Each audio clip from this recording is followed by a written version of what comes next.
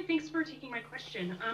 This is about an announcement we heard from Alberta's Justice Minister Tyler Shandro this morning. Minister Shandro announced that the province is planning to take over the responsibility of prosecuting under the Firearms Act through its Crown prosecutors. I'm wondering what your reaction is to that announcement. Well, we've seen the announcement. It's, as you've said, it's just happened, and I've just gotten a letter, an uncharacteristically short letter, from my counterpart. And I suppose we're trying to understand it. Criminal code firearms offences are already prosecuted by provincial prosecutors for the most part across Canada, and so we're not sure if he means that.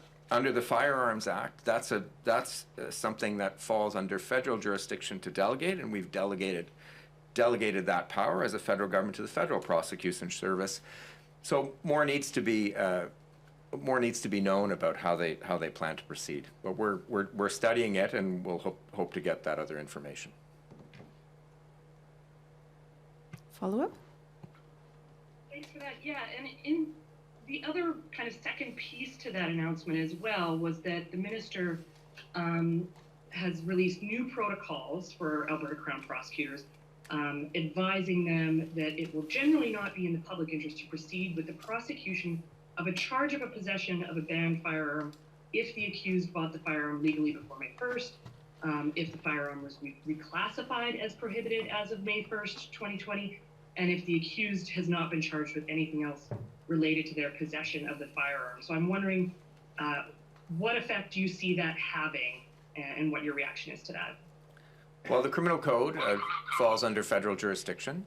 The Firearms Act is a federal statute, and the courts have held that firearms regulation falls under federal jurisdiction.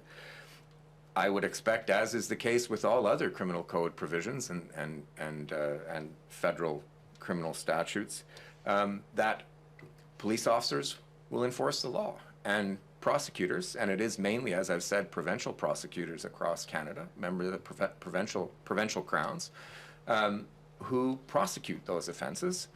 It would be extraordinary if they made a unilateral decision not to enforce the law. That would not only offend the Constitution, but would also offend the rule of law.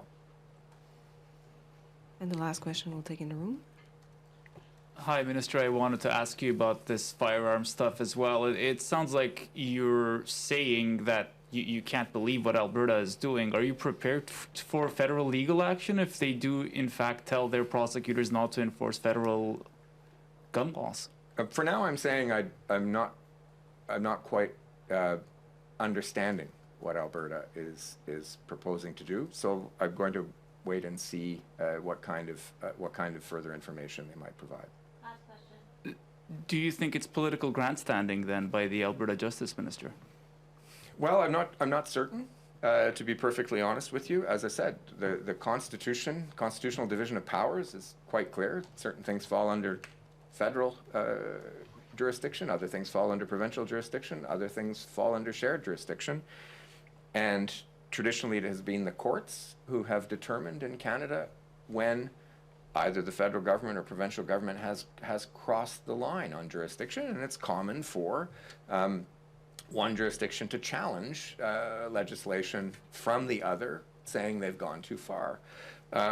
It is somewhat unique for a jurisdiction to redelegate something that, if this were the case, that might offend the Constitution. So I'm going to say that in principle, the federal government tries to stick to its lanes, whether it's on this or any other matter.